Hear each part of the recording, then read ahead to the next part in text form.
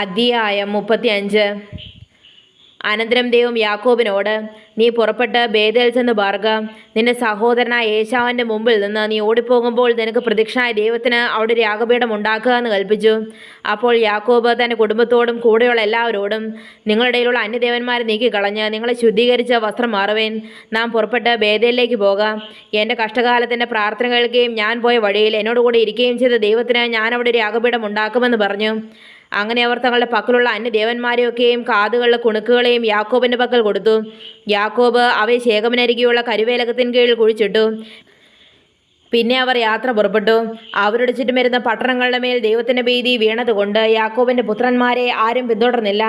യാക്കോബും കൂടെയുള്ള ജനമൊക്കെയും കനാൻ ദേശത്തിലെ ലൂസ് എന്ന ബേതേലിലെത്തി. അവിടെ അവനൊരു യാഗപീഠം പണിതു. തൻ്റെ സഹോദരന് മുമ്പിൽ നിന്ന് ഓടിപ്പോകുമ്പോൾ അവൻ അവിടെ വെച്ച് ദൈവം പ്രത്യക്ഷനായതുകൊണ്ട് അവൻ ആ സ്ഥലത്തിന് ഏൽ ബേതേൽ എന്ന് പേർ വിളിച്ചു. റിബേക്കായുടെ ധാത്രിയായ ദെബോറ മരിച്ചു. അവളെ ബേതലിന് താഴെ ഒരു കരുവേലകത്തിൻ കീഴിൽ അടക്കി. അതിന് അല്ലോൻ ഭാഗൂത്ത് വിലാപവൃക്ഷമെന്ന് പേരിട്ടു. യാക്കോബ് പതിനരാമിൽ നിന്ന് വന്ന ശേഷം ദൈവം അവന് പിന്നെയും പ്രത്യക്ഷനായി അവനെ അനുഗ്രഹിച്ചു. ദൈവം അവനോട്, നിന്റെ പേർ യാക്കോബ് എന്നല്ലോ, ഇനി നിനക്ക് യാക്കോബ് എന്നല്ല ഇസ്രായേൽ എന്ന് തന്നെ പേരാകണമെന്ന് കൽപ്പിച്ച് അവൻ ഇസ്രായേൽ എന്ന് പേരിട്ടു. ദൈവം പിന്നെയും അവനോട്, ഞാൻ സർവശക്തിയുള്ള ദൈവമാകുന്നു. നീ സന്താനപുഷ്ടിയുള്ളതിനെ പെരുക. ഒരു ജാതിയും ജാതികളുടെ കൂട്ടവും നിന്നിൽ നിന്ന് ഉത്ഭവിക്കും. രാജാക്കന്മാരും നിന്റെ കടിപ്രദേശത്ത് നിന്ന് പുറപ്പെടും. ഞാൻ അബ്രഹാമിനും ഇസാക്കിനും കൊടുത്ത ദേശം നിനക്ക് തരും. നിന്റെ ശേഷം നിന്റെ സന്തതിക്കും ഈ ദേശം കൊടുക്കുമെന്ന് അരുളി ചെയ്തു. അവനോട് സംസാരിച്ച സ്ഥലത്ത് നിന്ന് ദൈവം അവനെ വിട്ട് കയറിപ്പോയി. അവൻ തന്നോട് സംസാരിച്ചെടുത്ത് യാക്കോബ് ഒരു കൽത്തൂൺ നിർത്തി. അതിന്മേൽ ഒരു പാനീയാഗമൊഴിച്ച് എണ്ണയും പേർന്നു.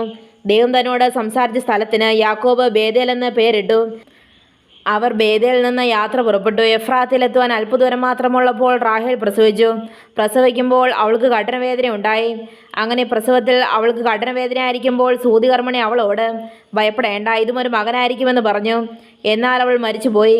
ജീവൻ പോകുന്ന സമയം അവൾ അവന് ബെനോനി എന്ന് പേരിട്ടു. അവൻ്റെ അപ്പനോ അവന് ബെന്യാമീൻ എന്ന് പേരിട്ടു.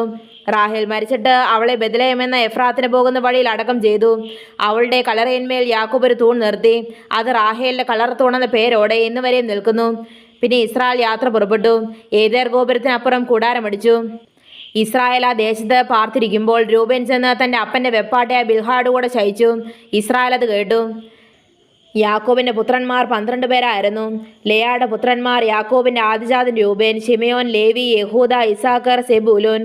റാഹേലിൻ്റെ പുത്രന്മാർ യോസേഫും ബെന്യാമീനും. റാഹേലിൻ്റെ ദാസിയായ ബിൽഹായുടെ പുത്രന്മാർ ദാനും നഫ്താലിയും. ലേയായുടെ ദാസിയായ സിൽപ്പായുടെ പുത്രന്മാർ ഗാദും ആശേരും.